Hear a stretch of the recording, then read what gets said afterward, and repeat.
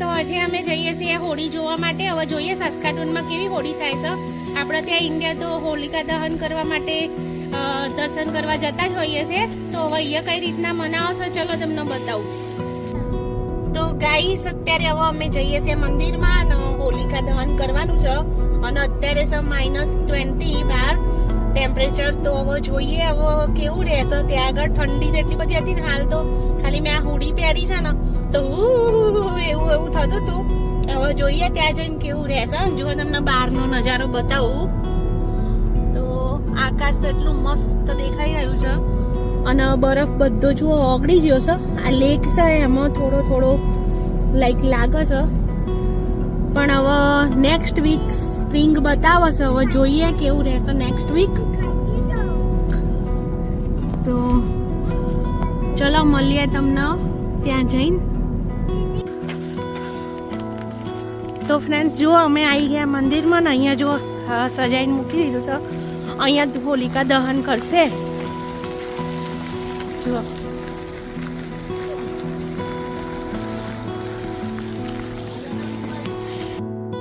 તો જો ફ્રેન્ડ્સ અમે હવે મંદિરમાં આવી ગયા અને મંદિરમાં અત્યારે બધાને જો પબ્લિક વધી ગઈ હતી એટલે અંદર ઉપર મોકલે છે.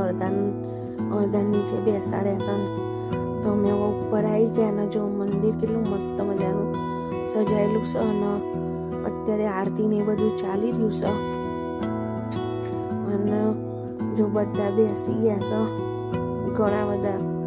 તો હજી બહાર છે ને બહાર તો એટલી ઠંડી છે ને અને આવું કંઈક ફંક્શન હોય એટલે પબ્લિક દેખાય મંદિરમાં. તો જો અહીંયા રૂહીએ બેસી ગઈ હતી અને પ્રવી અને પપ્પા. તો અમે બધા જ અહીંયા ઉપર ગોઠવાઈ ગયા હતા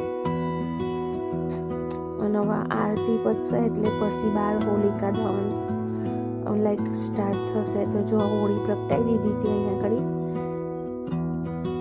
તો જુઓ બહાર તો પબ્લિક ઘણી બધી હતી અને દર્શન કરવાનો વારો આવે એવું નહોતું હાલ, એટલે જો અહીંયા આગળ સાઉન્ડ સિસ્ટમે ગોઠવી લીધું હતું અને પછી અમે એક બાજુ ઊભા રહેતા. પણ વધારે તો બહાર ઊભું રહેવાય એવું હતું નહીં, કારણ કે -20 હતી અને છોકરો તો થથડતો હતો એટલે પછી ફટાફટ છે ને તે છોકરોને બધું વ્યવસ્થિત પહેરાવીને પછી અમે લાગી ગયા હતા લાઈનમાં.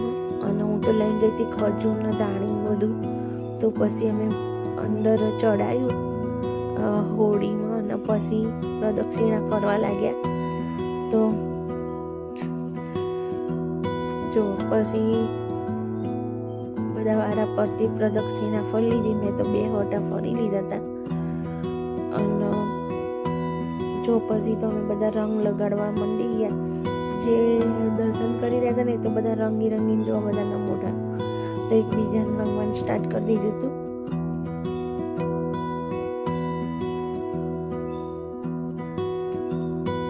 તો જો બહુ મજા આવી ગઈ હતી. એક આગલા દિવસ તો રમ્યા હતા, પછી બીજા દિવસે હોળી રમ્યા. મને તો જે મળ્યું ને મેં તો ફટ કલર લગાવી દીધા બધાને. જો કોઈ બાકી ના રહી જવું જુઓ. અને પછી અમે બધાએ તો ઘણો બધો એવો ડાન્સ બી કર્યો અને જો મેં ધવલને કલર લગાવ્યો તો અને પછી એકબીજાને રંગીન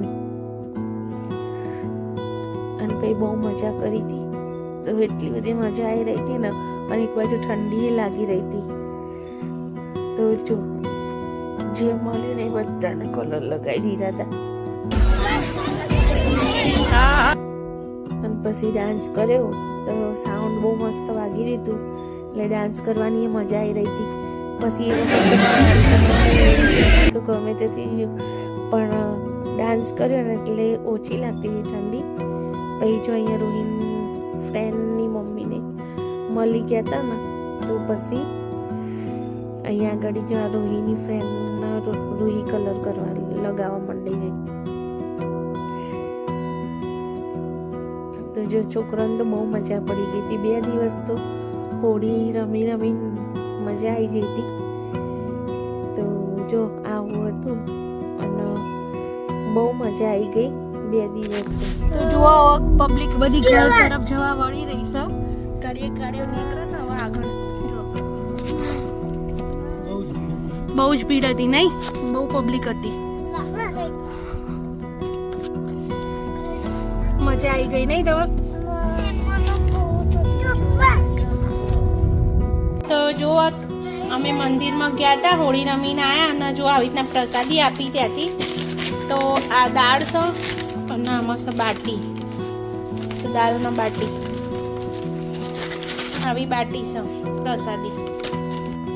ફ્રેન્ડ્સ જુઓ કેટલો કલર નીકળે છે, એક કપડાથી એક ડોલ ધોવાય છે એટલું કલર નીકળે છે. બધો કપડા તાર હોળી રમે અને આજે સજા નહીં. મમ્મી ને તો આખો દાળ ઓમ ના ઓમ જેવું નહીં. પેલા કયો સાફ કર્યો અને હવે કપડો અને પાછી ફરીથી હતા હોળી રમીને આવ્યા છીએ ને રે. હોળી બી ગઈ હતી.